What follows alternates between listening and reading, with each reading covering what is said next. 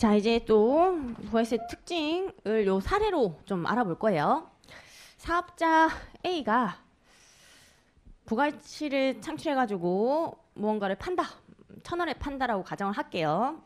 부가세가 일단 제외된 공급액 기준으로 1,000원. B가 또 가치를 더해가지고 1,500원에 판다라고 하겠습니다. 사업자 A는 뭐 사온 건 없는데 무에서 유를 창출해가지고 1,000원에 파는 거고요. B는 사업자 A한테 뭔가 원재료 같은 걸 사가지고 또 빵 같은 거 만들어서 판다. 뭐 이렇게 내용을 잡으시면 돼요. 이때 사업자 A 같은 경우에 창출한 부가가치 더한 가치죠. 더한 가치 얼마냐?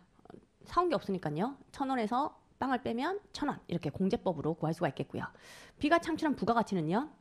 자, 금액 두 개예요. B 입장에서는 1,000원을 사가지고 1,500원에 파니까 공제법 하에서 500원. 얘가 창출한 부가가치가 돼요. 그죠? 이제 사업자 A의 납부세액을 한번 계산해 보도록 하겠습니다. 납부세액은 매출세액에서 전단계 세액인 매입세액을 빼가지고 계산하는 구조로 되어 있거든요. 이 사업자 A의 과표 얼마일까요? 과표. 어떤 걸 보셔야 되냐면 얘를 보셔야 돼요. 아시겠죠? 요거 1,000원, 2,000원 말고 요 1,000원. 과표 매출액에다가 10% 때리면 매출세액이 100원이 나올 거고요. 뭐 사온 거 없으니까 매입세액은 0이에요. 그럼 납부세액은 100원. 이렇게 간단하게 심플하게 끝날 거고, 이 100원을 어떻게 가져오느냐? 실제로 사업자가 자기가 부담하는 건 아니고요. 사업자 B에게 팔 때 부가세 붙여가지고 1,100원에 팝니다. 가격은 1,100원이에요. 1,100원에 팔아서 100원이라는 부가세를 거래징수합니다. 이걸 거래징수라는 표현을 써요. 거래징수라는 용어도 아셔야 돼요. 물건을 팔면서 거래하면서 세금을 징수한다 이런 뜻이에요. 내 돈 내는 게 아니고 남 돈을 받아가지고 내는 그런 개념인 거죠. 이 거래징수하고 좀 대비되는 개념 원천징수라는 개념이 있습니다. 비교 정리를 좀 하시면 되는 건데, 거래징수는 돈을 받는 자 입장이죠. 돈을 받는 자가 돈 받을 때 세금까지 더 받는 거, 그런 걸 얘기하는 거야. 근데 원천징수는 반대 방향이거든요. 돈은 주는 자 입장에서, 소득을 주는 자 입장에서 소득을 줄 때 세금 떼고 주는 거, 덜 주는 거. 그래서 반대 방향. 원천징수는 나중에 소득세 배울 때 원천징수라는 개념을 볼 거예요. 우리 회사 다니시는 분들은 원천징수 개념을 이미 아실 건데, 회사 다니면요 급여를 주잖아요. 급여 줄 때 급여가 100만 원이라고 해서 100만 원 다 주진 않습니다. 거기에 세금 떼고 일부분 주거든요. 100만 원에서 세금 원천징수 한 10만 원 했다라고 하면 90만 원 주는 거예요. 그런 게 원천징수. 소득 지급자, 돈 주는 자가 세금 떼고 주는 거야. 원천적으로 징수하는 거죠. 소득 받는 자 입장에서 근로소득이 발생하니까 그 근로소득에 대한 소득세를 세금을 떼고 나머지 금액을 주는 방향이에요. 근데 거래징수는 이렇게 돈을 더 받는 걸 얘기하는 겁니다. 돈 받는 자가. 원천징수였다고 하면 뭐 1,000원에서 뭐 100원 떼고 900원만 줬다든지 그런 내용이거든요. 원천적으로 징수한 것은 이 세금 뗀 원천징수 의무자라고 부르는데, 의무자가 또 과세당국에 납부를 해주면 돼요. 그런 방식으로 갑니다. 근데 여기서는 거래징수. 돈 받는 자가 더 받아와서 남의 돈을 내는 거죠. 이제 사업자 B의 납부세액을 계산해 볼 건데요. 사업자 B의 과표 얼마일까? 아주 중요한 지금 질문을 한 거예요. 과표 얼마일까? B 입장에서. 그죠? 요걸 보셔야 되죠. 매출액이에요. 해당 거래 단계까지 창출된 부가가치 누적에 1,500원에 10% 하면요. 매출세액이 150원이 나올 거고요. 그리고 이 1,100원이라는 돈을 줄 때 뭘 받아왔을 거다? 증빙. 이름, 세금계산서 받아왔을 거라는 거죠. 세금계산서를 얘가 두 매를 작성해가지고 하나는 자기가 가지고 있고 하나는 얘한테 줬을 거거든요. 거기에 1,100원 적혀져 있을 거예요. 공급가액은 1,000원, 부가가치세는 100원 적혀져 있는 걸 받아와서 거기에 의해서 확인되는 매입세액 100원이죠. 이 100원 얘기하는 겁니다. 이 100원을 전단계 세액으로 공제를 하는 거예요. 공제. 보시죠. 이 100원 공제해가지고 얘 납부세액은 얼마? 50원이 됩니다. 50원을 세무서에 내면 되겠죠. 이렇게 계산하는 걸로 되어 있어요. 자, 그러면 분석을 좀 해볼게요. 사업자 A는요 100원을 세무서에 냈어요. 그리고 사업자 B는 50원을 냈죠. 잘 보시면 사업자 A는 자기가 창출한 부가가치 1,000원에 10%를 내고 있죠. 납부하고 있어요. 사업자 B도요. 자기가 창출한 부가가치 500원이거든요. 500원의 10%인 50원을 납부를 하고 있는 거예요. 각각의 사업자가 창출한 부가가치에 대해서 지금 납부세액이 나오게 되어 있습니다. 자, 이 구조를 잘 갖고 가셔야 되겠고요. 원래 사업자 B의 과표는 1,500원이었잖아요. 근데 1,500원에 10% 150원을 다 내지 않는다는 거. 전단계 세액공제법이니까 150원이 아니라 납부세액은 50원이 되는 거고요. 사업자 B 기준으로 과표는 원래 1,500원이었는데 1,500원 구성 내역을 좀 보면 B가 사온 게 예를 들면 뭐 팜유 같은 걸 사왔다고 할게요. 팜유, 식용유, 팜유 이런 거 사가지고 라면을 튀겨가지고 만들어서 판다라고 할게요. 팜유 값은 1,000원이었고 거기에 라면을 튀겨가지고 팔면서 1,500원 소비자한테 받아왔다라고 하면 이 1,500원 안에 팜유 가격 1,000원이 들어가 있잖아요. 1,000원 팜유가 라면 안에 들어간 거죠. 혼연일체가 돼가지고 공급이 일어나는 거예요. 그리고 가치를 더한 게 500원이죠. 그래서 가격이 1,500원이 된 거예요. 그러면 과표가 1,500원인데 거기에 10% 하면 매출세액이 150원이죠. 근데 150원 다 내면 문제점이 생겨요. 150원 다 내면 이미 1,000원에 10% 냈죠. 사업자 A한테 1,100원이 사왔기 때문에 100원을 줬어요. 100원 주고 A가 100원을 세무서에 냈기 때문에 세무서에 이미 100원 가했죠. 그죠? 이렇게 가져갔으니까. 근데 1,000원에 100원, 10%인 100원을 냈는데 또 150원 내면요. 1,000원에 10% 100원을 또 내는 꼴이 되는 거죠. 이중으로 과세가 되는 꼴이에요. 그래서 어떻게 한다? 이중과세를 좀 방지하고자 매입세액을 공제해 주는 거예요. 전단계 세액. 자, 그러면 이 매입세액 1,000원에 10%죠. 요거를 이렇게 빼주면 돼요. 1,000원에 10%. 요걸 빼면 결과적으로 이 1,000원에 10%를 뺀 거니까 납부세액은요. 50원이 될 거고요. 50원은요. 결과적으로는 이 사업자가 창출한 부가가치 그거의 10%가 되는 거죠. 그렇게 계산을 해요. 요 개념은 좀 알고 계셔야 되고 우리 부가세에서는 매입세액 공제를 왜 해주느냐 이런 것까지 물어봐요. 시험에 나온 적 있거든요. 이건 조문상의 내용은 아니지만 이론상의 내용이긴 하나 시험에 나온 적이 있기 때문에 아셔야 돼요. 매입세액 공제를 해주는 이유는요. 이중과세 방지. 이미 식용유 1,000원에 대해서는 10% 100원 냈다. 100원 냈으니까 또 낼 필요는 없다. 그런 의미에서 얘를 빼고 납부를 하는 거야. 개념적으로는 과표가 1,500원이니까 1,500원에 10% 150원 내야 될 것 같죠. 그런데 그게 아니라는 거 좀 챙겨가시고요. 150원 낼 게 있고 100원 사실 돌려받을 게 있다. 이렇게 생각하시면 돼요. 근데 150원 낼 게 있고 100원 돌려받을 게 있는데 그걸 또 다 내고 다 돌려받으려면 번거로우니까 어떻게 한다? 퉁쳐버린 거야. 퉁쳐버리고 50원 낸다. 효율적으로.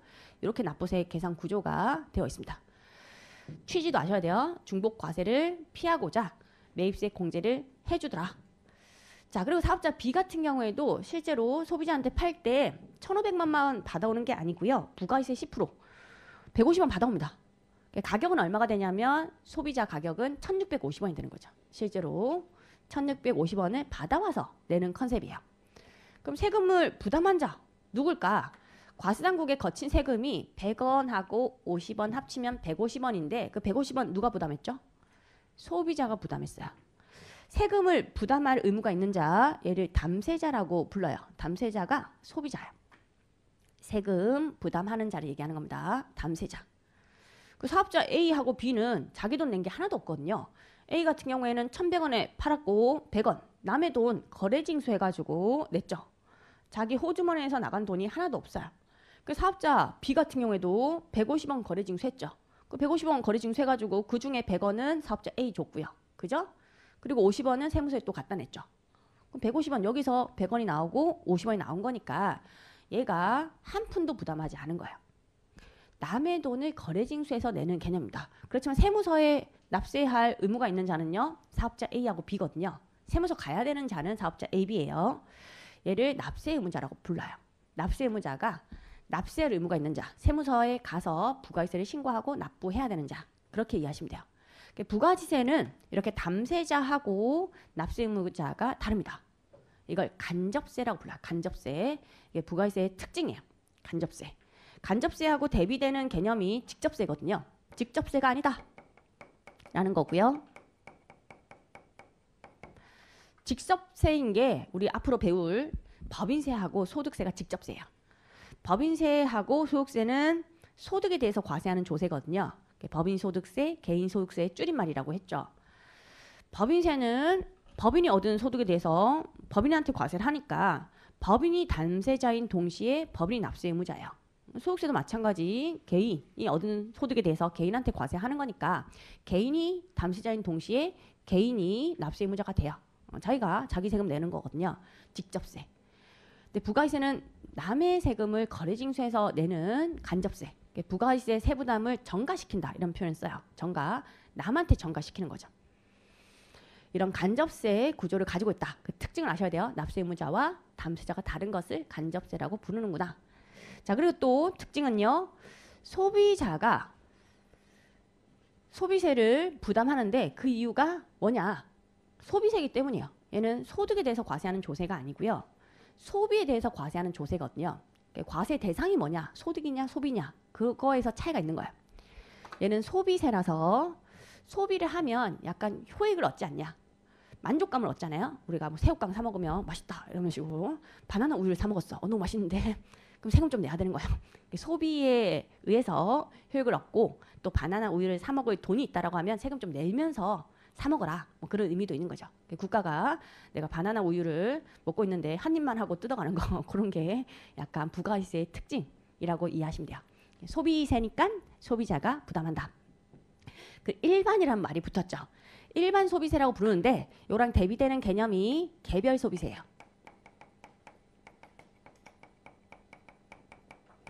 그 개별 소비세하고 일반 소비세의 차이점 좀 살펴보면요. 일반 소비세인 부가시세는요. 이거 일반 소비세. 모든 제한 용역 공급에 대해서 과세를 하는 조세예요. 모든 거. 과세 대상이라는 게 포괄적이라는 거죠. 과세를 안 하는 게 오히려 열거되어 있어요. 과세하지 않는 거, 요게 열거.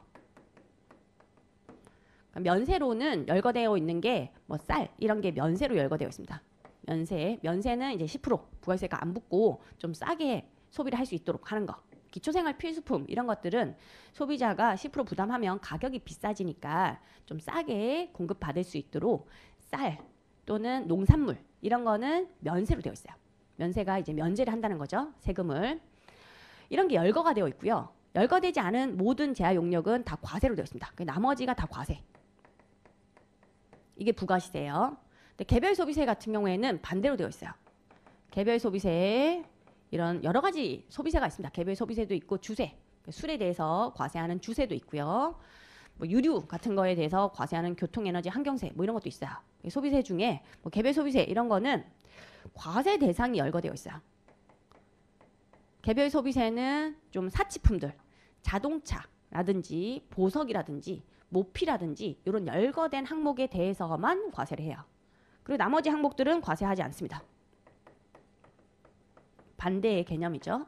그래서 일반이라는 말이 붙은 거예요. 일반이라는 게 일반적인 제한 용역, 모든 제한 용역에 대해서 과세를 하는 소비세이다.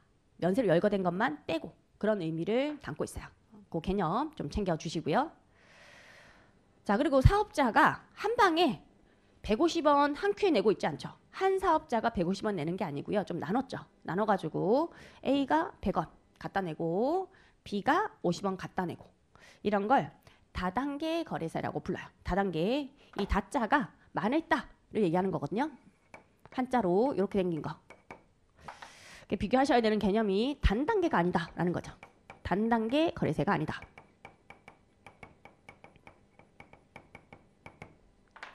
단단계는 여러분들 뭐 단세포 이런 거 들어보셨잖아요. 단세포, 아메바 뭐 이런 거 단세포다라는 식으로 배우셨을 건데 단단계는 한 단계에서 한 방에 세금 내는 거.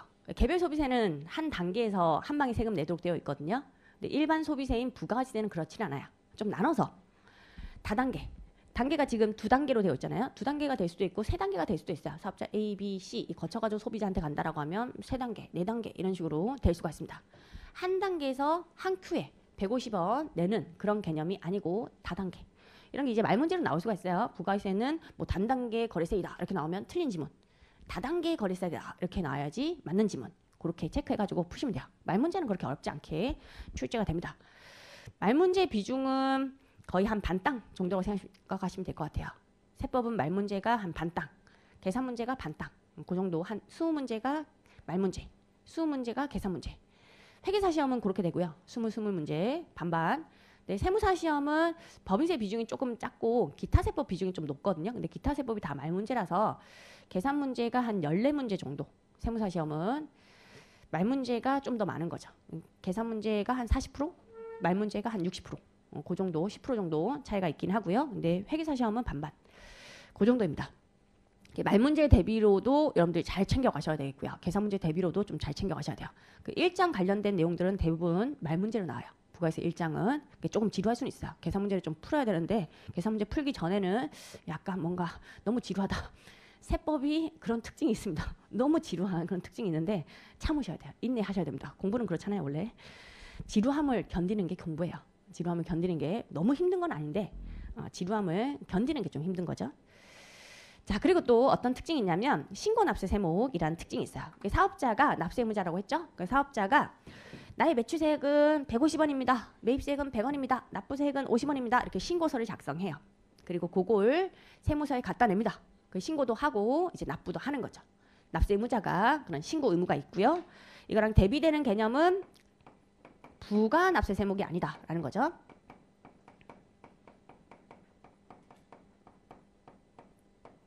자, 부가 납세 세목은요. 고지서가 오는 세금을 얘기하는 거야. 고지서가 오는 거. 뭐 재산세 이런 지방세 같은 경우에는 고지서가 옵니다.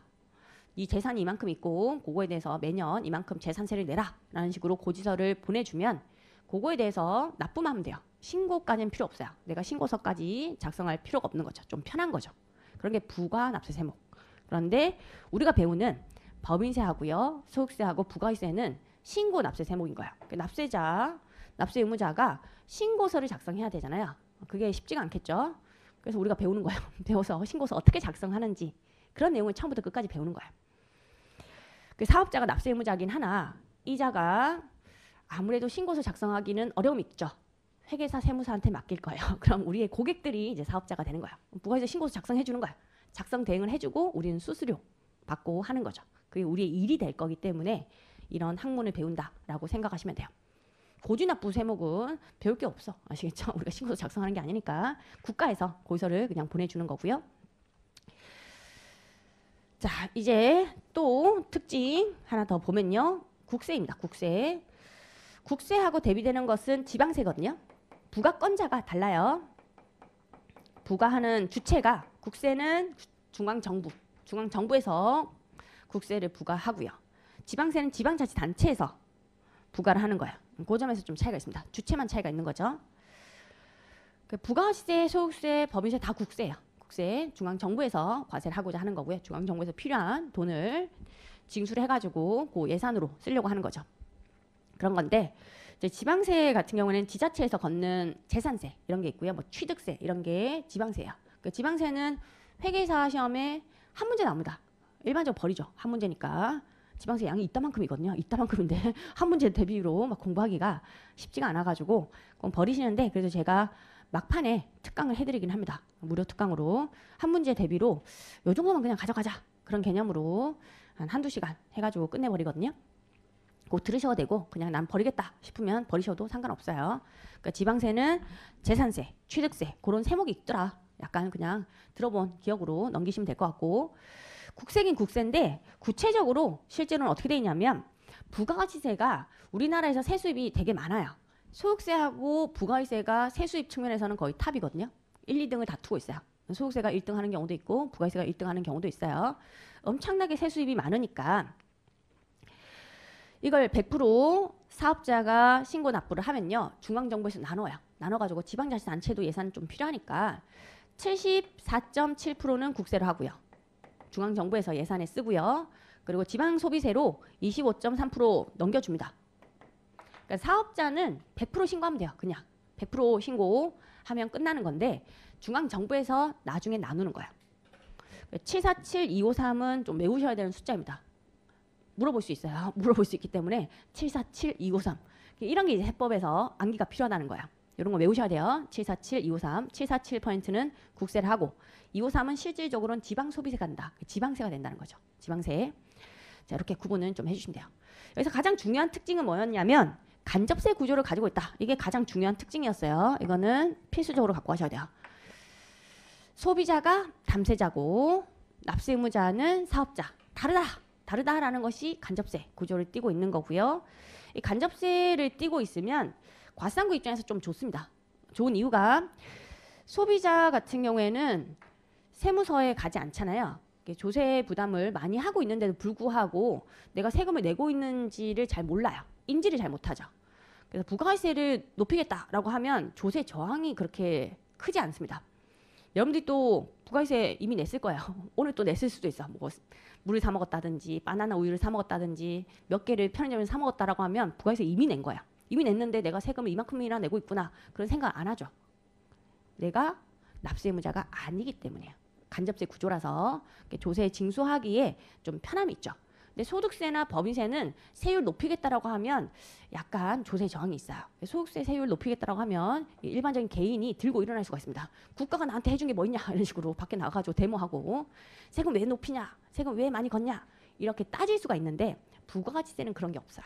그래서 세수입이 높은 거예요. 세수입이 지금 10% 세율 정해져 있는 거, 그 세수입이 어마어마한데도 불구하고 아무런 조세 저항이 없어요. 납세 의무자하고 담세자가 다르기 때문에. 그리고 과세당국 입장에서 좀 좋은 게 소비자는 세금 신고할 능력이 안 된다라고 보는 거거든요. 신고서 작성할 능력이 안 된다고 봐요. 세무 능력 측면에서는 거의 뭐 베이비 수준으로 취급을 하고 있는 거고요. 세무 능력이 안 되는 거죠. 얘 보고 신고서 작성해 이러면 베이비가 막 울어요. 엉엉 막 울 수가 있어. 나 못하는데요 이런 식으로. 그래서 누구를 쪼냐면 사업자를 쪼는 거야. 사업자, 야 너는 사업을 하니까 세무 능력 좀 되겠네. 사업하면 세무 능력 되는 거 아닌가. 어덜트로 보고 있는 거죠. 너는 성인이야 라고 봐가지고 신고서 작성해. 신고 납부를 해달라 이러는 거죠. 근데 실제로 사업자가 어덜트는 아니죠. 그래서 우리한테 맡기는 거야. 회계사 세무사한테 맡겨가지고 신고서 작성 좀 해주세요 하고 우리한테 수수료를 주는 거죠. 심부름꾼 역할을 우리가 해야 돼요. 실제로는.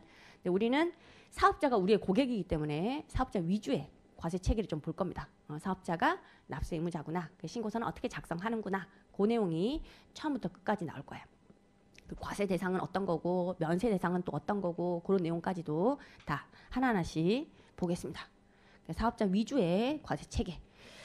자, 보면요. 이제 13페이지에 기타의 특징 뭐 이런 내용이 나와 있는데 그 12페이지에서는 여러분들이 하나 체크해서 갖고 가셔야 될 게 가장 하단에 꽃표시는 좀 체크해서 갖고 가세요. 물어본 적 있으니까. 12페이지 가장 하단에 꽃표시라는 게 이렇게 생긴 거, 별표시 이런 걸 제가 꽃표시라고 불러요. 꽃같이 생겼잖아요. 꽃. 이게 이렇게 발음이 될 때도 있어가지고 여러분들이 뭔지 모르실 때가 있는데 이 꽃이 아니고요. 이 꽃 아시겠죠? 꽃처럼 생긴 거. 꽃처럼 생긴 그 꽃표시 보시면 하단에 매입세 공제를 통해 전 단계까지 창출된 부가가치에 대한 이중과세 문제가 해소된다. 그래서 결과적으로 매입세 공제 이유를 물어볼 수 있는데 중복과세를 피하고자 매입세 공제를 해주더라. 결론 챙기시고. 그 13페이지 기타 특징도 다 열거를 해놨죠. 일반 소비세이다. 모든 제한 용역 일반적으로 다 과세를 한다. 면세로 열거된 거 빼고 개별 소비세가 아니다라는 거죠. 특정 제한 용역에 대해서 공급 과세하는 것을 개별 소비세라고 하는데 그게 아니고요. 간접세 구조를 띠고 있죠. 납세 의무자, 담세자 다르다. 직접세가 아니고요. 다단계 과세죠. 여러 개의 거래 단계에서 각각 거래 징수 해가지고 납부하는 그런 특징을 가지고 있습니다. 국세긴 하죠. 우리는 100% 신고를 하면 돼요. 근데 국가가 나눈다는 거죠. 각주에 넣어놨습니다. 각주에 차가감 납부세액의 74.7%는 부가가치세로 하며 25.3%는 지방 소비세로 한다. 그리고 또 신고납세 세목입니다. 부가납세 세목이 아니죠. 신고서를 반드시 작성해서 제출을 해줘야 돼요. 그 비례세율입니다. 비례세율이라는 게 그 10% 세율 그걸 얘기하는 거고요. 누진세율이 아니라는 건데 자 누진세율은 우리가 소득세하고 법인세에서 배울 거예요. 누진세율 소득세 세율을 잠깐 보여드릴게요. 어떻게 되어 있는지. 소득세 세율은요. 과세 표준이 이제 1,400만 원 이하였다라고 하면 6% 세율 적용해요. 과세 표준 1,400만 원 초과하잖아요. 그때는 15% 세율 적용합니다. 이건 참고 목적이에요. 나중에 소득세에서 또 볼 거예요.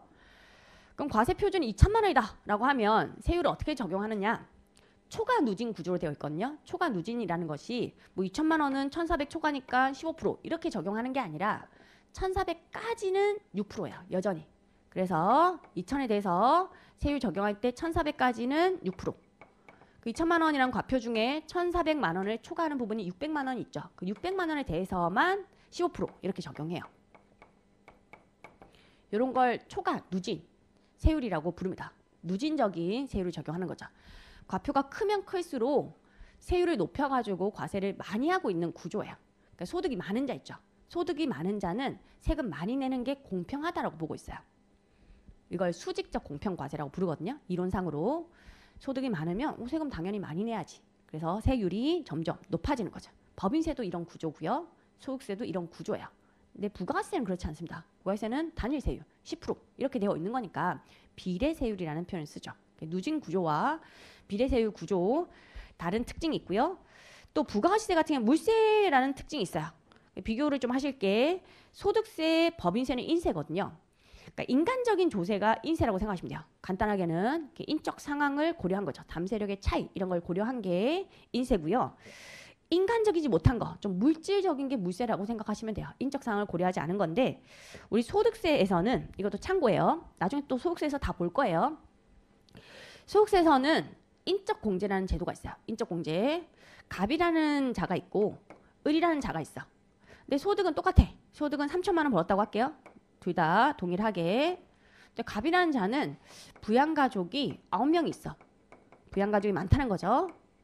근데 을이라는 자는 부양가족이 1명밖에 없어. 그럼 담세력의 차이가 있습니다. 소득 번 걸로 생활비 써야 되잖아요. 그죠? 근데 부양가족이 많으면 많을수록 생활비가 많이 나갈 거니까 담세력이 약화가 되어 있을 수가 있어요. 그래서 3천에 바로 세율 적용하면 안 되고요. 인적 공제라고 해가지고 갑 본인도 부양해야 되고 또 부양가족도 부양해야 되는 건데 한 명당 기본 공제라고 해가지고 150만 원 빼주는 게 있어요. 근데 갑 본인까지 포함하면 10명이 되겠죠. 10명이면 150만 원 곱하기 10명 1,500만 원 이걸 빼줘요. 과표 계산할 때. 과표는 결과적으로 1,500이 되겠죠. 여기에 누진 세율 이걸 적용해서 세금이 나오는 거예요. 그런데 을은 부양가족이 1명이야. 근데 본인도 포함이기 때문에 본인까지 포함하면 2명이 되겠죠. 한 명당 150만 원 하면 2명이면 300 이걸 빼요. 과표가 2,700이 될 거고요. 여기에 세율 적용합니다. 그러니까 아무리 소득이 같다라고 하더라도 담세력의 차이 이런 걸 고려해가지고 많이 빼주고 적게 빼주고 이런 게 나뉘는 거야. 그런 걸 인적 공제라는 제도라고 표현하고 있어요. 인적 공제. 사람 수에 따라서 공제를 해주는 거. 과표 계산할 때 이런 거는 소득세에서 있는 제도고요. 부가세는 이런 게 없어요. 부가세는 새우깡을 사 먹어. 새우깡 가격이 1,650원이야. 부가세 포함해가지고 제가 부양가족이 9명인데요. 이렇게 얘기해봤자 소용이 없어요. 그냥 1,650원 주고 사 먹어야 되는 거죠. 안 깎아줘요. 전혀 세금을 깎아주지 않죠. 그 10% 무조건 부담해야 되는 거니까 인간적이지 못하다. 물세. 그렇게 이해하시면 되겠고 이렇게 인간적인 거 그런 걸 인세라고 불러요. 그런 차이점이 있고 또 부가세 특징 거기 소비지구 과세 원칙이라고 적혀져 있죠. 그리고 비교란에 생산지구 과세 원칙 요걸 이제 비교를 해볼 거예요. 소비지구 과세 원칙하고 생산지구 과세 원칙은요. 지금 여기서는 제가 국내 거래를 표현을 한 거거든요. 근데 국제적인 과세 문제에서 생길 수가 있는 부분이에요. 자, 국제적인 거래 이제 볼게요. 자, 국제적인 거래에서는 생산지구에서 과세할 거냐 소비지구에서 과세할 거냐 이걸 정해야 돼요. 왜냐하면 뭐 수출 수입을 한다라고 했을 때 우리나라에서도 한번 과세가 되고 또 수출해가지고 외국에서도 과세가 되면요. 이중과세 문제가 생기죠. 이중과세는 무조건 방지를 해야 되는 거거든요. 2번 과세가 되는 거. 그럼 정하면 돼요. 약속하기 나름이죠. 생산지국에서 생산지국의 세율로 한 번만 과세하자. 그게 생산지국 과세 원칙이고요. 소비지국 과세 원칙은 소비지국에서 소비지국 세율로 한 번만 과세하자. 그 원칙인 걸 얘기하는 거죠. 그러면 어떤 원칙을 정한 거냐? 특징이 좀 있어요. 생산지국 과세 원칙이 좀 안 좋아요. 결론은 소비지국 과세 원칙으로 정한 거거든요. 소비지국 과세 원칙이 장점이 있어요. 어떤 장점이 있는지 잠깐 보면요. 세율이라는 것이 우리나라 세율하고요. 외국 세율하고 달라요.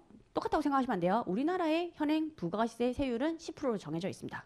근데 중국 같은 경우 뭐 16% 이런 식으로 달라요. 일본 같은 경우에는 과거에 5%였다가 좀 올려야겠다 8%였다가 이제 10% 올리고 이런 식으로 좀 바뀌고 있긴 하거든요. 나라마다 세율이 다릅니다. 나라마다 같다고 생각하시면 안 돼요. 소비세율이. 그래서 다른 나라는 뭐 5%라고 가정을 할게요. 가정. 자, 우리나라에서 비비크림을 생산했어요. 그리고 이걸 수출하는 케이스로 넣어보겠습니다. 우리나라에서는 비비크림을 생산했고요. 또 뭐 국외, 여기 일본이라고 할게요. 일본 같은 경우에 뭐 비크림을 생산했다라고 할게요. 똑같은 질의 상품, 제품이라고 가정하겠습니다. 질은 똑같아요. 별로 커버가 안 되는 500원짜리 그런 크림이라고 보시면 되고, 비비크림, 비크림. 먼저 생산지국 과세원칙을 한번 취해볼게요. 그럼 가격이 얼마 되는지. 지금 이 500원은 부가세가 제외된 공급의 기준이에요. 여기 부가세, 조세를 한번 붙여볼게요. 생산지국 과세원칙에 따르면요. 비비크림 가격은 얼마가 될까? 생산지국 과세원칙은 생산지국에 세율 적용하는 방법이라고 했죠. 비비크림은 우리나라에서 생산했어요. 우리나라의 세율 10% 적용하겠죠? 생산지국이니까. 그러면 가격 얼마? 550원이 되겠죠. 그죠? 50원 붙을 거예요. 10%. 근데 비크림 같은 경우에 생산지국 과세원칙에 따르면 일본에서 생산했어. 일본의 세율은 5%래. 그러면 가격 얼마 될까? 조세까지 붙이면 5%니까 525원이 되겠죠. 질이 똑같은 제품이라고 했을 때 가격만 다르다라고 하면 어떤 거 사죠? 당연히 가격 싼 거 비크림 사겠죠. 그 생산지국 과세원칙을 취해봤더니 문제점이 생긴 거야. 시장 경쟁에 왜곡이 초래가 되더라. 조세가 시장 경쟁에 왜곡을 초래하면 안 돼요.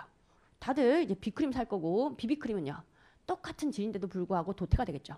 얘는 나가 떨어지는 거예요. 이런 문제점이 있고요. 근데 소비지국 과세원칙을 취하면 이런 문제점이 사라져요. 보세요. 수출하는 케이스예요. 수출을 하면요. 소비지국 어디죠? 이쪽이죠. 이쪽. 1번이에요. 1번. 비비크림이든 비크림이든 다 소비지국이 이쪽이니까 가격 얼마 될까? 비비크림 얼마예요? 소비지국에 세율 적용하는 거예요. 5% 525원이 될 거고요. 비크림도 소비지국 일본 525원이 되겠죠. 같은 질의 상품이면 가격이 조세가 영향을 미치지 않도록 해서 동일하게 되도록 한 거죠. 가격 경쟁에 왜곡을 초래하지 않는다. 얘가 좀 더 장점이 있어요. 그래서 모든 나라들이 다 소비지국 과세원칙 그거 취하고 있습니다. 아시죠? 다른 나라들도 마찬가지. 우리나라뿐만 아니라 다른 나라도 소비지국 과세원칙을 취하고 있다. 얘가 싸워서 이긴 거야.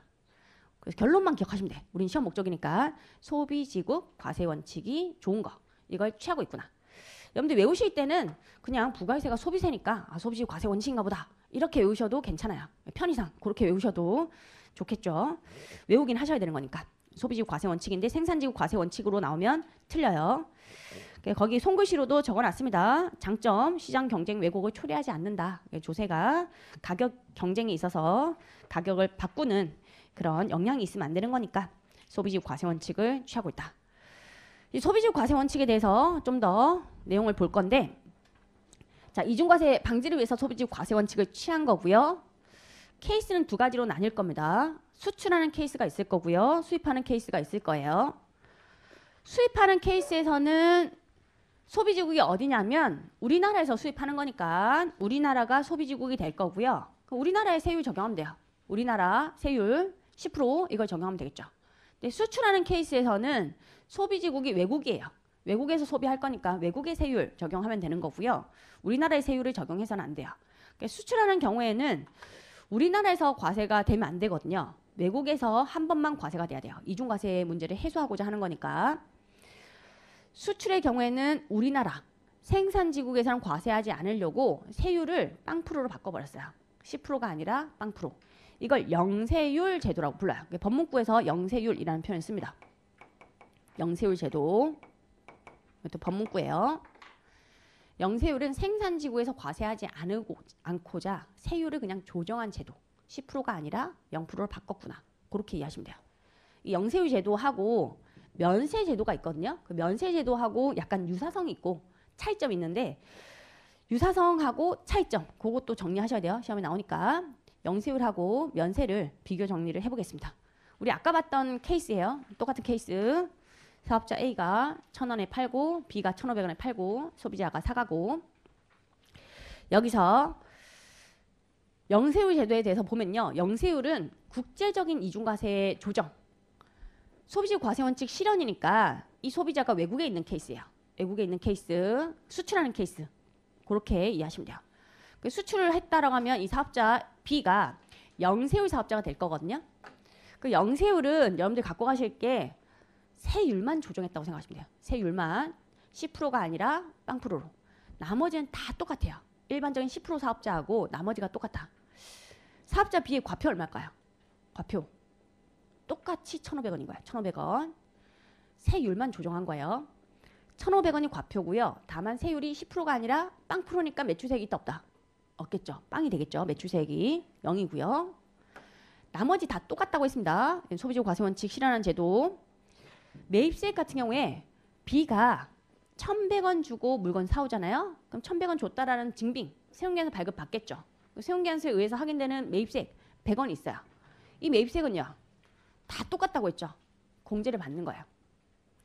이 공제를 안 받으면 문제가 생겨요. 공제를 안 받으면 100원을 A가 거래징수해가지고 세무서에 내잖아요. 그럼 생산지국인 우리나라의 세금이 거치는 거예요. 외국에서 과세를 할 건데 또 우리나라에서 세금 거두면요. 이중과세 문제가 생기는 거야. 외국에서 한 번만 과세를 해야 되거든요. 우리나라에 세금이 거치는 게 있으면 안 돼요. 그래서 얘가 100원 낸 거 얘한테 돌려주고자 매입세액 공제를 해주는 거예요. 얘는 어차피 매출세액이 빵이죠. 그래서 매입세액 100원을 빼면요. 환급세액이 뜨는 거예요. 얘한테 이렇게 돌려주는 거예요. 결과적으로 100원 내고 돌려주면 과세상국에 거친 세금은 0이 되겠죠. 생산지국에는 과세하지 않으려고 영세율이라는 제도를 도입한 겁니다. 그 내용이고요. 영세율은 여러분들 갖고 가실 게 세율만 바뀐 거구나. 과표 여전히 있어요. 과세표준 1,500원이라는 거 신고해야 됩니다. 신고할 때 과표는 1,500원입니다 라고 신고서에 적어야 돼요. 신고 안 하면요. 가산세라는 제재가 있어요. 가산세는 의무를 이행하지 않았을 때 추가적으로 내는 세금, 제재 컨셉이에요. 그게 가산세거든요. 과표 신고해야 돼요. 과세표준이 있고 세율만 0%니까 매출세액이 그냥 0이고 매입세액은 여전히 공제가 돼요. 그리고 매입세액 공제가 되면 결과적으로 환급받는 거죠. 매출세액이 0이니까. 근데 면세하고 좀 비교를 해볼게요. 면세는 취지가 좀 다릅니다. 면세는 국내 소비자한테 파는 건데 얘는 취지 자체가 부가가치세 세부담의 역진성 완화가 취지예요. 여기서도 한자가 나왔죠. 역진. 역진이 무슨 말이냐. 역진은 전진의 반대말이에요. 전진은 앞으로 간다. 역진은 거꾸로 간다. 역으로 간다는 뜻이에요. 부가가치세 세부담 역진성 완화라는 게 무슨 뜻이냐. 자, 이런 내용이에요. A라는 애가 있고 B라는 애가 있어요. A라는 애가 소득이 얼마냐면 얘는 소득이 10,000원이라고 할게요. B라는 애는 소득이 1억이라고 할게요. 그리고 소비를 했습니다. 새우깡 사 먹은 거죠. 뭐 1,000원 주고 사 먹었다고 할게요. 그럼 부가세세 부담은요. 비례세율이니까 10%. 100원씩 내겠죠. 비례세율이니까 뭐 거꾸로 가는 게 전혀 보이지 않지만 소득 기준으로 봤을 때는 거꾸로 간다는 거죠. 우리 세법에서는 공평과세라는 게 소득이 많은 자가 세금을 더 많이 내는 게 공평하다라고 보고 있어요. 여기선 거꾸로 가고 있죠. 소득 대비로 퍼센티지를 따져보면 A는 10,000원 벌었잖아요. 10,000원 대비로 100원의 세금을 내면 100원 나누기 10,000원 하면 1%의 세금을 내고 있는 거야. 1%. 그런데 B 같은 경우에는 1억을 벌었잖아요. 1억 대비로 세금 100원을 낸다라고 하면 퍼센티지로 따졌을 때 100원 나누기 1억 0.0001%가 돼요. 이렇게 되거든요. 그래서 거꾸로 간다는 거예요. 거꾸로 간다. 이렇게 거꾸로 가는 것을 좀 방지하고자 어떻게 하냐면 누구나 먹고 사는데 좀 필요한 것들 기초생활 필수품은 아예 과세를 하지 말자. 이렇게 되어 있어요. 누구나 먹고 사는데 필요한 게 지금은 여러분들 쌀 정도로 이해하시면 돼요. 쌀, 농산물, 과일, 돼지고기, 닭고기 이런 거 그런 게 면세로 열거가 되어 있습니다. 뒷동네에서 우리가 면세로 열거된 것들은 다 내용은 좀 보이긴 할 거예요.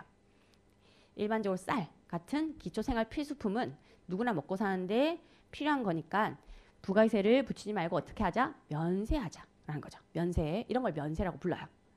그러면 1,100원에 살 걸 갖다가 1,000원에 살 수 있잖아요.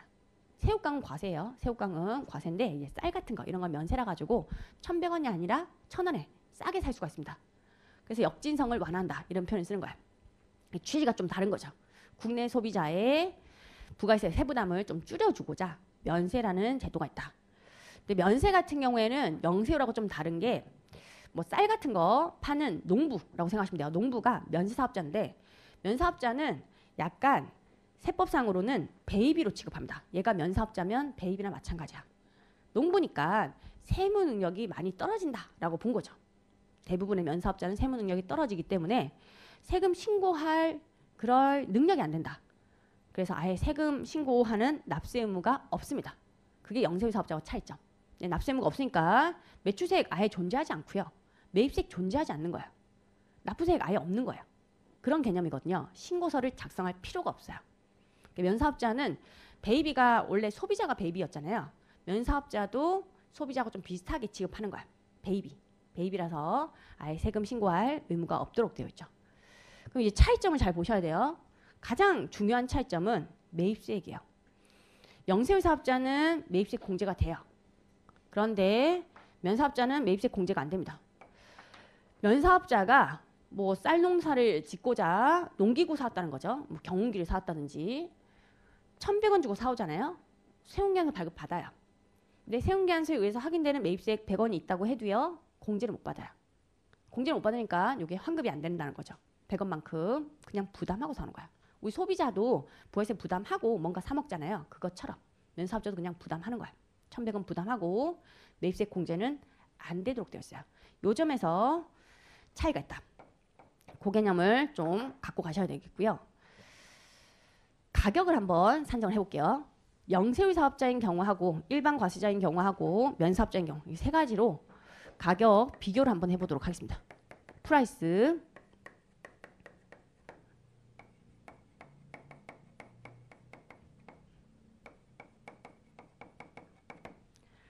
자 10% 사업자라고 가정하면요. 얘가 10% 사업자였다고 하면 우리가 아까 가격 1,500원에다 10% 붙여가지고 1,650원이 가격이 된다. 그거는 이미 앞에서 봤던 내용이고요. 10% 사업자. 이제 영세율 사업자예요. 영세율 사업자는 1,100원의 물건 샀지만 세운기한서에 의해서 확인되는 100원을 공제받았죠. 매출세액이 없어가지고 100원만큼 환급받았어요. 이 100원은 돌려받았기 때문에 실제로 1,000원 주고 사온 효과예요. 1,000원 주고 사왔고요. 자기가 창출한 부가가치 500원이 있으니까 이건 남겨 먹어야 되겠죠. 그럼 가격이 얼마가 된다? 1,500원이 돼요. 그리고 어차피 영세율이라 가지고 10% 안 붙거든요. 0%니까 매출세액이 안 붙어요. 1,500원이 가격이 돼요. 영세율 사업자의 가격은 1,500원. 자, 이번엔 면세사업자예요. 잘 보셔야 돼요. 얘가 면사업자면요. 똑같이 1,100원 주고 사옵니다. 세운기한서 똑같이 발급을 받긴 해요. 그렇지만 세운기한서 있다고 해도요. 거기에 의해서 확인되는 매입세 공제를 받을 수 있다 없다? 못 받는다는 거. 공제가 안 돼요. 그러면 1,100원 부담하고 산 거잖아요. 1,100원 부담하고 사왔고 저희가 창출한 부가가치가 500원이니까 500원 남겨 먹어야 됩니다. 가격이 얼마가 될까? 1,100원에 500원 플러스 하면 1,600원이 되겠죠. 가격 차이가 있어요. 그러니까 일반적인 10% 사업자보다는 싸긴 싸죠. 면사업자도 싸고요. 영세사업자 제일 싼 거죠. 가격이 좀 다운돼가지고 소비자가 좀 싸게 살 수 있는 그런 개념이죠. 자, 그런데 차이나는 금액을 한번 분석을 해보면요. 영세율 사업자의 가격하고요. 일반 10% 사업자하고 가격 150원 차이가 나요. 150원. 자, 150원은 어떤 금액의 10%일까? 세율이 10%니까 생각해 보시면 150원은 1,500원의 10%잖아요. 1,500원의 10%. 그리고 1,500원은요. 창출된 전체 부가가치 누적액을 얘기하는 겁니다. A 사업자, B 사업자 창출된 부가가치 누적액에 대해서 하나도 과세를 안 한다는 거예요. 영세율은. 영세율을 적용하면 생산지국인 우리나라에는 과세를 안 하니까 창출된 모든 부가가치에 대해서 과세를 하지 않아요. 영세율은 뭐라고 부르냐면 완전 면세 이렇게 불러요. 완전한 면세다라는 거죠. 완벽하죠. 근데 면세 같은 경우에는 가격 차이를 보시면 10% 사업자하고 비교했을 때 50원만큼 가격 차이가 나죠. 50원. 50원 또 세율이 10%니까 어떤 금액의 10%다 생각을 해보시면 500원의 10%가 50원이잖아요. 500원의 10%만큼 가격이 다운돼요. 이 500원은 그림에서 찾을 수 있죠. 이 500원 얘기하는 거거든요. 이 500원. 면사업자가 1,100원 주고 사왔잖아요. 그럼 1,000원에 대해서는 매입세 공제가 안 되니까 100원의 부가세를 부담했죠. A가 세무서에 100원 냈어요. 100원은 1,000원의 10%죠. 그 이전 단계에서 창출된 부가가치에 대해서는 과세가 되고 있는 거예요. 여기서는 과세가 되지만 어떤 거에 대해서는 면세 사업자가 창출한 부가가치 500원에 대해서는 면제가 되고 있는 거죠. 여기에 대해서는 과세가 안 되고 있는 거예요. 10% 면세니까. 그래서 결과적으로 면세는 어떻게 부르냐면 부분 면세 이렇게 불러요. 불완전한 면세. 전체 창출된 부가가치에 대해서 과세를 안 하는 게 아니라 면세 사업자가 창출한 부가가치에 대해서만 면제를 해주는 제도. 그런 걸 면세라고 불러요. 그 이전 단계에서 창출된 부가가치에 대해서는 여전히 과세가 된다. 그런 의미에서 부분 면세, 불완전 면세. 이게 크로스로 나오면요. 틀린 문구가 돼요. 크로스로 나올 수가 있겠죠. 영세율인데 부분 면세 제도이다. 이렇게 나오면 틀리고요. 면세인데 완전 면세 제도이다. 이렇게 나와도 틀려요.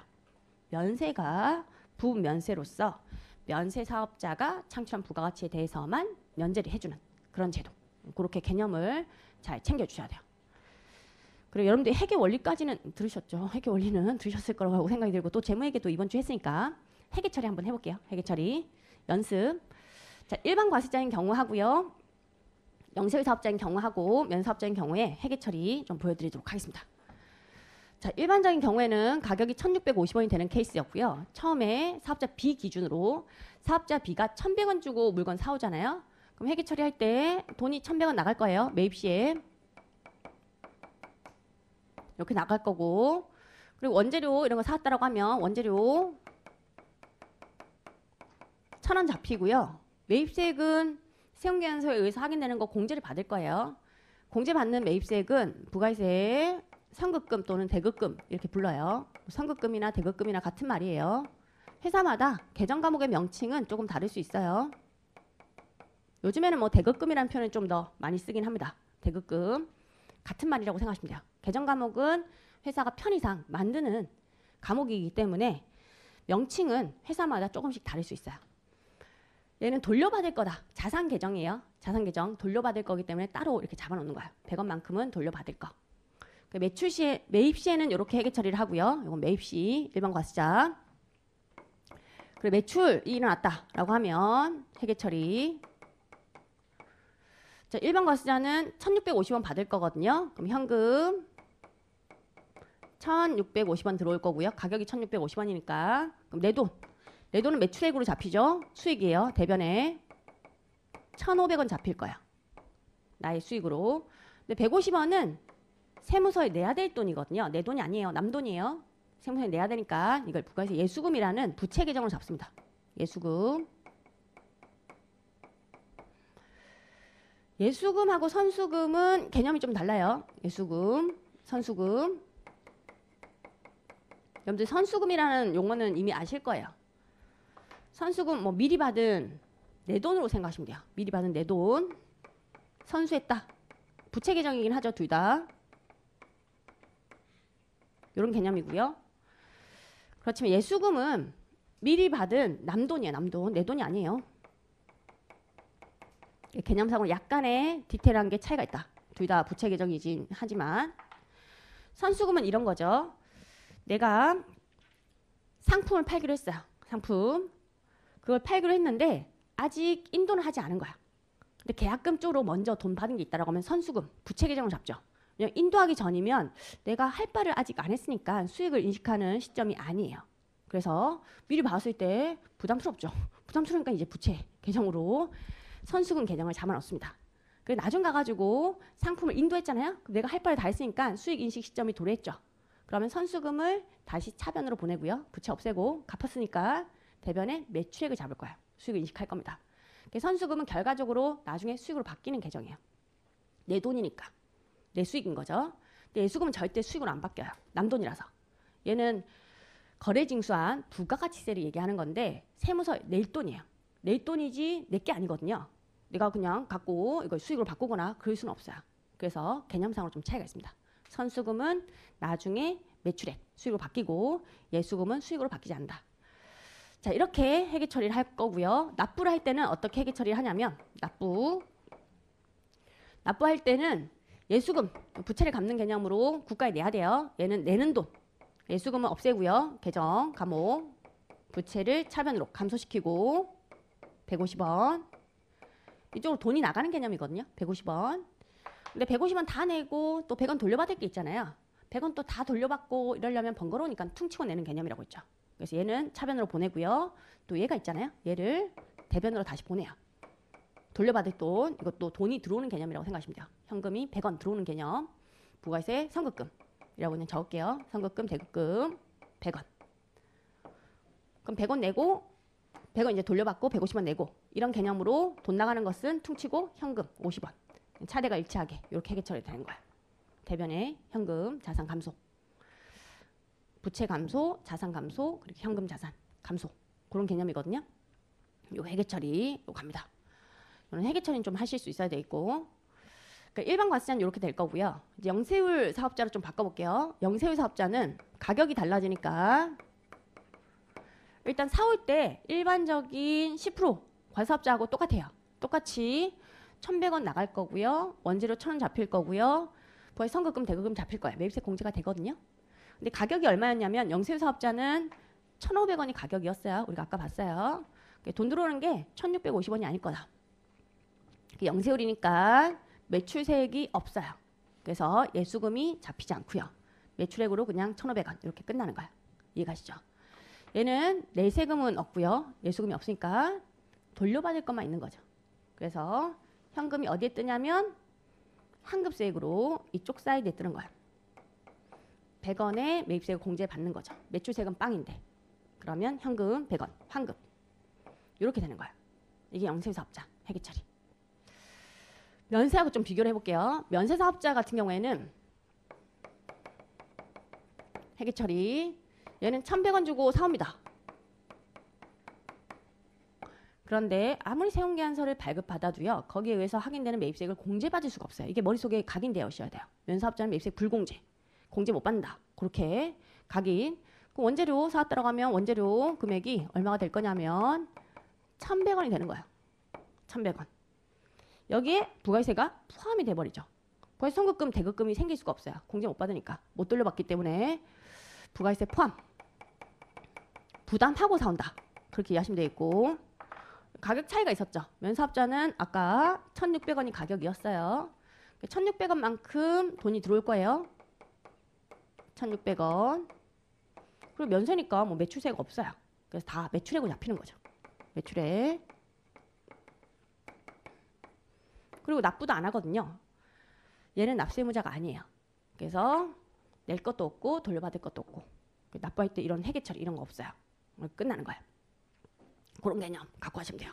면사업자는 부가세 다 부담하고 100원 부담하고 사온다. 그 개념도 챙겨주셔야 돼요. 자, 이렇게 차이점이 있고요. 이제 정리를 해보면 영세율 사업자는 지금 계산 구조상으로 환급세액이 떴죠. 환급세액이 뜨면 신고를 해줘야 됩니다. 그러니까 세율만 10%가 아니고 0%로 바뀐 거고요. 과표도 있고 매입세액도 있고 환급세액 뜨면 신고도 해야 돼요. 납세의무가 있는 걸로 되어 있어요. 매입세액 공제가 되니까 납세의무가 있다. 공제가 되면 이제 환급세액이니까 세금 신고를 해야 한다. 그 개념이죠. 모든 납세의무가 있습니다. 영세사업자는 과표 신고 안 하면 간세 이런 부담도 있는 거고요. 근데 면사업자는요. 아예 베이비로 취급했기 때문에 납세의무가 없어요.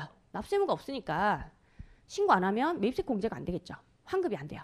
그 점에서 근본적인 차이점이 있다. 가장 중요한 차이점 이건 좀 챙겨주셔야 됩니다. 13페이지에 제가 하단에 영세율과 면세 그 차이점 비교 정리 표를 좀 넣어놨거든요. 그거 잠깐 볼게요.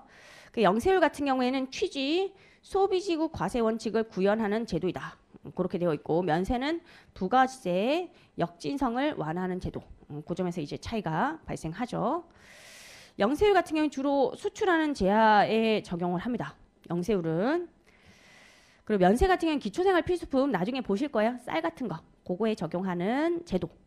기본 원리. 영세율은 매출세액은 0이에요. 과표는 있습니다. 과표는 있는데 세율이 0%니까 매출세액 0. 매입세액을 전액 환급받죠. 면세 같은 경우 매출세액 자체가 존재하지 않아요. 과표도 없고요. 매출세액도 없는 거예요. 납세의무자가 아니니까. 그 매입세액이 환급되지 않는다. 가장 중요한 차이점이 매입세액 파트예요. 그거는 꼭 기억하시고. 그 영세율은 성격이 완전 면세. 완전한 면세가 영세율. 면세가 부분 면세예요. 불완전 면세. 그 사업자의 납세의무가 나오는데 영세율은 납세의무 있다. 동그라미 되어 있죠. 모든 납세의무가 있는 거예요. 그 면세는 납세의무가 없다. 모든 납세 의무가 없다. 그게 일반적인 케이스고요. 이 납세 의무가 있다는 것이 뭐 신고할 의무도 있고요. 또 세운계약서 주고받은 게 있다라고 하면 세운계약서 리스트도 내줘야 되는 거거든요. 그 세운계약서 리스트는 발급한 리스트를 표현할 때 매출처별 세운계약서 합계표라는 표현을 써요. 매출처별. 그 세운계약서는 제가 약자로 좀 적을 겁니다. TI 이런 식으로 판서할 때 편의상 TI로 좀 적을게요. 텍스 인보이스의 약자예요. 텍스 인보이스. 그러니까 매출처별 세운계약서 합계표 리스트예요. 합계표는 내가 뭐 A 거래처한테 뭐 10장의 세운계약서를 발급했다. 또 B 거래처한테 20장의 세운계약서 발급했다. 그걸 일목요연하게 적어가지고 과세당국에 내는 거. 그걸 얘기하는 겁니다. 발급한 리스트. 그리고 수취한 리스트. 상대방한테 받아온 리스트는 매입할 때 수취하잖아요. 사올 때 수취하는 거니까 얘를 표현할 때는 매입처별 세운계약서 합계표라고 표현해요.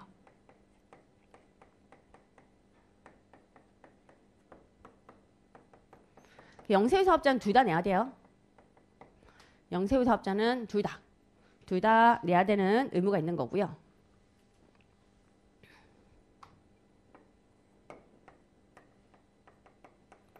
영세후 사업자 발급한 게 있다고 하면 그거 내고요. 수취한 게 있다고 하면 그것도 내야 돼요. 영세후 사업자는 세운계약서를 발급하는 경우도 있어요. 국내 거래라고 해도 약간 조세 정책적으로 영세를 해주는 경우도 있긴 하거든요. 조세 정책적으로 영세율. 근데 국내 거래의 경우에는 세운계약서를 발급하도록 요구를 하고 있고요. 그때 세금이 빵이니까 세액란을 비워두면 돼요. 영세후 세운계약서는 공급가액을 적고요. 세율 빵 프로 해가지고 세액란을 비워두면 그게 영세후 세운계약서가 돼요. 이런 걸 발급했다라고 하면 내는 거예요. 그리고 수취한 것도 내야 되고요. 근데 면사업자는요. 원래 납세 의무자가 아니잖아요. 그런데 얘는 발급을 못해요. 세운계약서를. 그렇지만 면사업자가 물건 사온다라고 하면 다른 과사업자에게 사왔을 때 세운계약서를 발급받을 수는 있어요. 수취는 가능합니다.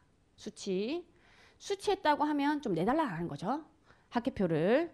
면세사업자는 매입처별 세운계약서 합계표 그거 제출 의무는 있어요. 이건 협력 의무라고 생각하시면 돼요. 협력 의무. 이걸 내야지만 원래 면사업자에게 물건 파는 자가 세운계약서 2매를 작성하잖아요. 2매 작성하면 자기는 발급한 리스트를 내야 되는 거고요. 면사업자는 또 수취한 리스트를 내야 돼요. 그래야지 대조가 가능하겠죠. 과상구에서 이런 거래가 있는 게 사실관계가 확인된다. 그렇게 대조할 목적이라고 생각하시면 돼요. 좀 내줘야지만 상대방의 매출을 노출시킬 수가 있어요. 매출이 얼마인지 그걸 알려줄 수가 있는 거죠. 이런 협력 의무는 있다. 그렇게 보시면 돼요. 그리고 뒷동네에 나오겠지만 뭐 대리납부 의무라고 해가지고 면사업자는 추가적으로 대리납부 의무라는 게 있습니다. 이건 지금 모르셔도 상관이 없어요. 뒷동네 내용이니까. 그러니까 세법 같은 경우에는 지금 기본 강의에서는 여러분들이 100% 이해하려고 하면 진도가 안 나가요. 그래서 거의 50%에서 60% 정도만 내용 챙겨가시면 돼요. 뒷동네 내용까지 한 바퀴 돌리고 그 다음에 다시 보고 또 다시 보고 이런 식으로 해서 얹히는 방향으로 공부하시는 게 가장 효율적이거든요. 100% 가져가려면 절대 진도가 안 나갑니다.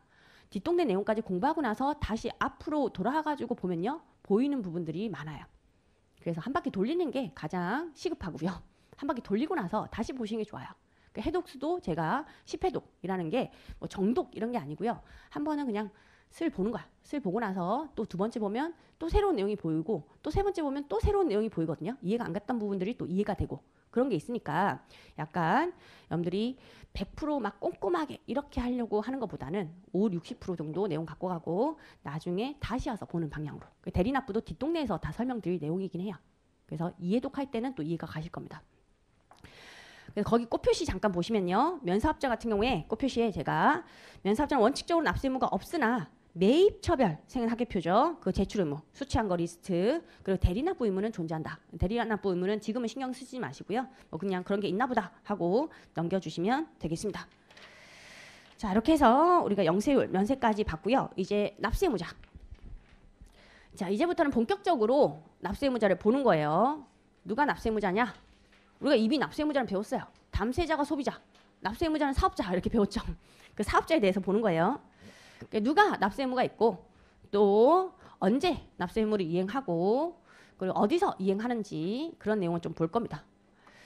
자, 이런 순서로 교재를 구성해 놨어요. 얘가 누가라는 거죠. 누가 납세 의무가 있냐. 그리고 과세기간 단위로 끊어가지고 세금 신고를 해야 되니까 언제, 납세지는 어디서를 얘기하는 거예요. 어디서 세금 내냐. 과세 관할을 얘기하는 거고요. 어느 세무서 갈 건지. 사업자 등록 같은 경우에는 납세 의무자의 사업자가 있잖아요. 그 사업자는 사업자 등록이라는 걸 좀 해줘야 됩니다. 사업자 등록. 사업자 등록은 사업자 등록번호를 발급받아가지고 좀 관리할 목적이라고 보시면 되겠고, 우리가 태어나면 출생신고를 하잖아요. 사업자는 태어나면 사업자 등록 신청이란 걸 한다. 번호를 부여받는다. 그걸로 관리가 되고 있다. 그렇게 이해하시면 돼요. 그 등록 절차하고요. 등록을 안 했을 때 제재, 그런 내용들을 이쪽 파트에서 보겠습니다. 일단 납세 의무자부터 내용을 살펴보도록 할게요. 납세 의무자는 크게는 두 개로 구분되어 있어요. 사업자 하고요. 제하 수입자, 이런 식으로 구분되어 있습니다. 사업자고 제하 수입자.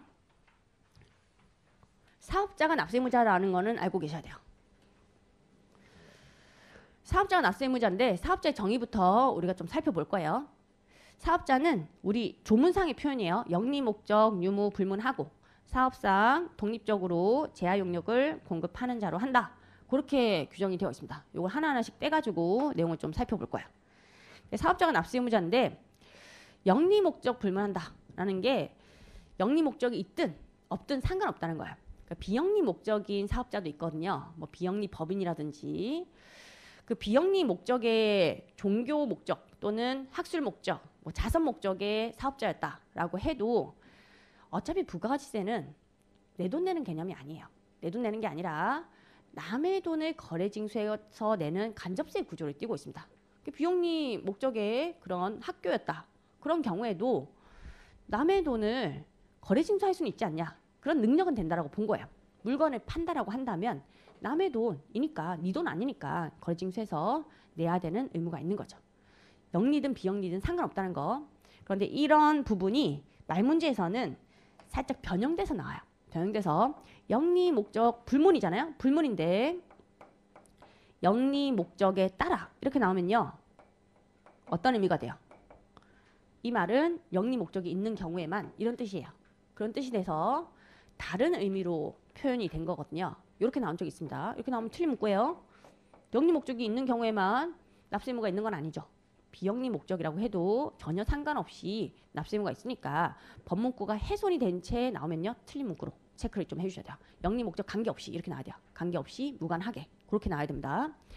자, 그리고 심지어 누구도 납세 의무자 범위에 들어가냐면 국가, 지자체, 지방자치단체, 조합까지도 납세 의무자 범위에 포함이 돼요. 국가, 지방자치단체, 지방자치단체, 조합까지 포함.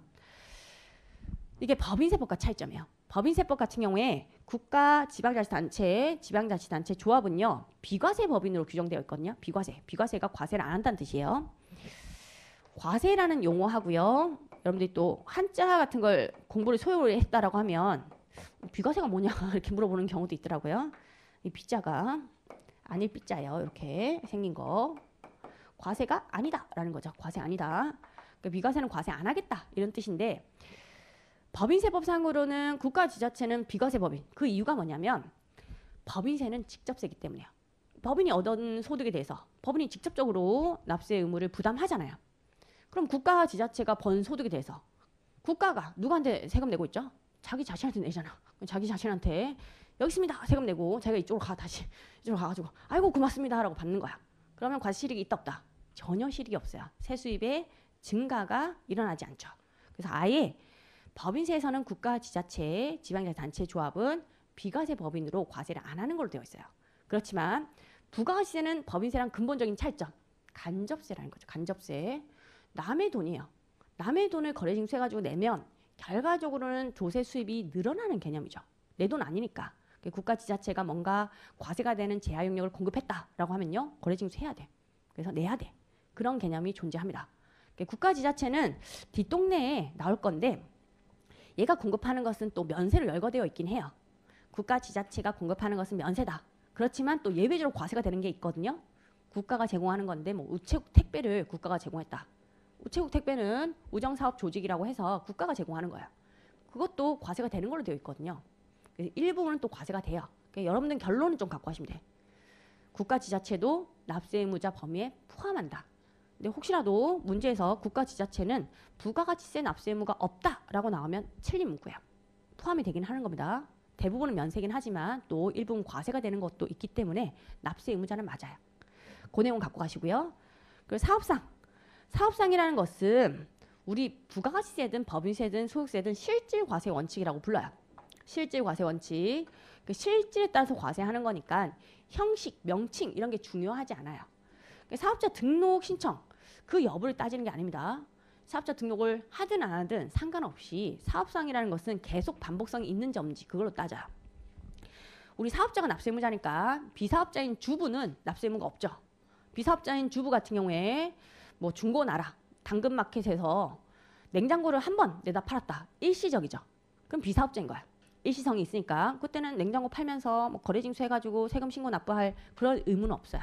한 번 내다 판 거니까. 그렇지만 주부라고 해도 사업자 등록 신청 안 했어요. 1년에 냉장고를 100개를 내다 팔고 있어. 그러면요. 사업자가 돼버려요. 우린 실질 과세니까. 계속 반복성이 있다라고 하면 사업하고 있는 걸로 봅니다. 그럼 사업자가 돼서 납세 의무가 생긴다. 형식을 보는 게 아니라는 거. 여기선 실질, 계속 반복성. 그걸 묻고자 하는 겁니다. 그게 독립적이어야 된다. 독립적이라는 것이 두 가지 포인트인데 인적 독립성 하고요. 무적 독립성을 얘기하는 거거든요. 인적 독립성이 결여된 자가 근로자를 얘기하는 거고요. 근로자는 회사로부터 고용관계를 맺고 종속적인 지위에서 근로를 제공하고 급여를 받아가죠. 급여 받을 때 근로자가 부가세 주세요라고 거래징수 하지 않아요. 그냥 급여만 딱 받아가는 거지 부가세까지 받아가진 않죠. 근로 용역이라는 걸 제공하긴 했지만 부가세를 거래징수하지 않는 이유는요. 근로자는 사업자가 아니기 때문이에요. 납세 의무가 없기 때문에. 근로자는 인적 독립성이 결여된 자. 사업자가 아니니 납세 의무가 없다. 그렇게 이해하시면 돼요. 그리고 일부분의 농가 부업. 농가 부업 같은 경우에 좀 소규모였다. 소득도 많이 발생하지 않고 소규모고 플러스로 약간 농업하고 관련되어 있다. 라고 하면 세무 능력이 많이 떨어지는 걸로 봅니다. 축산을 한다든지 그런 농가 부업 소득이 있다라고 하면요. 그때는 독립된 사업을 안 본다라고 돼 있어요. 너무 조그만 규모이기 때문에 물적 독립성이 결여된 걸 보죠. 이게 무슨 사업이냐라고 본 거죠. 이거는 사업 아니야. 납세 의무 없어. 이런 일부분의 농가, 부업은 물적 독립성이 결여돼서 사업자가 아닌 걸로 보는 그런 예외 규정이 있어요. 이것도 구체적으로 내용 볼 거예요. 구체적으로는 따로 내용 볼 거고요. 정리해 드릴 거고. 그 재하용역 공급자에서 갖고 가셔야 될 것은 재하용역을 공급하기만 하면 무조건 사업자. 납세 의무가 잇따로 끝나야 돼요. 무슨 얘기냐면 거래징수 여부 불문하고요. 세운견서 발급 여부도 불문합니다. 이럴 수 있잖아요. 내가 물건을 팔았어요. 근데 상대방을 봤더니 어깨가 되게 넓어. 그리고 좀 무시무시하게 생겼어. 그래서 10% 부가세를 거래징수 해야 되는데 못했을 수도 있잖아요. 그죠? 근데 간접세면 거래징수 못했으면 간접세니까 안 낼래요 라고 주장할 수가 있어요. 납세 의무자가. 근데 그 사실을 과세당국에서는 몰라요. 과세당국에서는 얘가 상대방이 너무 무시무시해가지고 10% 거래징수 못했다 라고 주장하더라도 이게 거짓말인지 진실인지 알 수가 없거든요. 재하용역 공급했잖아요. 거래징수 해놓고 뻥치는 걸 수도 있잖아. 거래징수 안 하면 세금 납세 의무가 없어 라고 해버리면 다들 뻥칠 거야. 제가 무서워가지고 거래징수 못했는데요. 이런 식으로 다들 뻥치면 다들 납세 의무에서 피해갈 수가 있는 거잖아요. 그래서 거래징수 여부는 불문합니다. 그 사실관계 여부는 과세당국에서 알 수가 없기 때문에 재하용역을 공급하기만 하면 거래징수 했겠지라고 보는 거예요. 거래징수 했겠지. 설사 안 했다고 해도 상관없이 납세 의무에서는 피해갈 수 없어요. 납세 의무는 여전히 잇따로 결론을 갖고 가셔야 돼요. 간접세인데 왜 그러냐? 알 수가 없기 때문이에요. 얘가 뻥치는 건지 아니면 진실된 말을 하는 건지 알 수 없기 때문에 거래징수 한 걸로 보는 관점. 그런데 우리 시험에서는 거래징수를 하지 않은 경우 납세 의무가 없다 이렇게 나와요. 그럼 틀린 질문이에요. 거래징수 하지 않더라도 납세 의무는 여전히 존재합니다. 거래징수 해야 되는 의무를 부여한 거야. 사업자에게. 너한테 부여한 건데 그 의무를 이행하지 않았다고 하면 어쩔 수 없어. 네 돈으로 나도 내라는 거죠. 납세 의무는 여전히 있는 거예요. 그 세운계약서 TI라고 했죠. 텍스 인보이스 약자로 쓴 거고요. 발급 여부도 불문합니다. 세운계약서를 발급하면 납세 의무가 있고 발급 안 하면 납세 의무가 없고 그러면 세운계약서 다들 발급 안 하겠죠. 그렇기 때문에 납세 의무는 그거에 영향을 받아서는 안 된다는 거야. 세운계약서 발급 여부는 불문하고 여전히 납세 의무가 있는 거예요. 발급을 안 하면요. 발급 거래인데도 불구하고 안 하면 의무를 이행하지 않은 거기 때문에 추가적으로 가산세라는 부담이 있어요. 가산세는 추가로 더 내는 세금 얘기하는 겁니다. 의무를 이행하지 않았을 때 제재의 컨셉으로. 여전히 납세 의무는 존재하는 거고요. 지금 보시면 여러 가지를 불문해요. 영리 목적 불문이지, 뭐 사업자 등록 여부 불문이지, 부가세 거래 징수 여부 불문이지, 세금 발급 여부 불문이지. 납세 의무는 있다. 이게 결론이에요. 뭔가 납세 의무가 없다라고 결론이 났잖아요. 그러면 틀린 지문일 가능성이 높아요. 아시겠죠? 물론 이제 납세 의무가 없다라는 내용이 나오더라도 맞는 지문인 경우도 있긴 하거든요. 그렇지만 확률적으로 봤을 때 틀린 지문일 확률이 높으니까 그런 요령으로 좀 문제를 푸시면 돼. 대부분은 불문합니다. 그리고 이 동네에서 나중 가가지고 좀 헷갈릴 수 있는 개념인데 매입세 공제 여부도 좀 불문해요. 이건 제가 좀 강조를 해놓은 거죠. 뒷동네 내용하고 좀 결부가 된 부분이라 가지고 챙겨주셔야 되는 건데 내가 식용유를 사올 때 A라는 사업자가 있어요. 식용유가 1,000원이었다. 1,100원 주고 사온 거죠. 1,000원 플러스 부가세 10% 해가지고 1,100원 주고 식용유를 사왔습니다. 그리고 이제 라면을 팔아요. 라면 값이 1,500원이라고 하면 10% 붙여가지고 1,650원 받아와야 되거든요. 근데 내가 식용유 사올 때 세운계한서 수치를 못한 거야. 그럼 어떻게 돼요? 우린 매입액이 있다고 해서 그 매입액 모든 매입액에 대해서 10% 때려가지고 매입세 공제해 주는 게 아니라고 했죠. 세운계한서 받아와야 돼요. 세운계한서를 수취해야지만 거기에 의해서 확인되는 것만 공제를 해주거든요.